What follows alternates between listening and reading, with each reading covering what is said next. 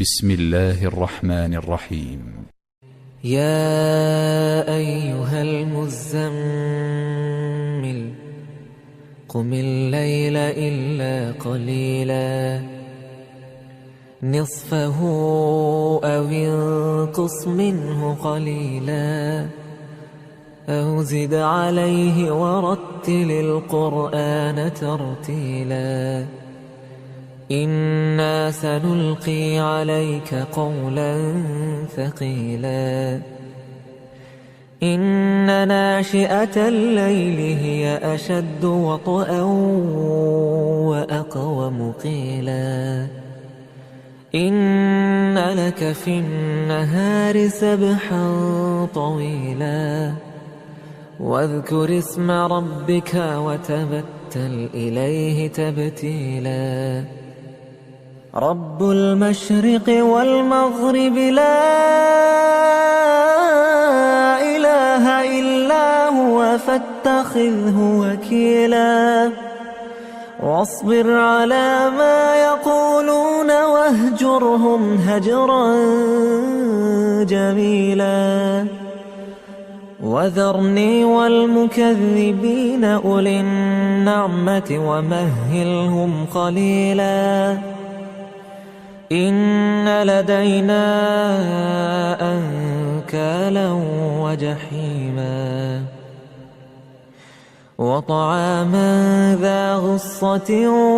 وعذابا أليما يوم ترجف الأرض والجبال وكانت الجبال كثيبا مهيلا إنا أرسلنا إليكم رسولا شاهدا عليكم كما أرسلنا إلى فرعون رسولا فعصى فرعون الرسول فأخذناه أخذا وبيلا فكيف تتقون إن كفرتم يوما يجعل الولدان شيبا السماء منفطر به كان وعده مفعولا إن هذه تذكرة فمن شاء اتخذ إلى ربه سبيلا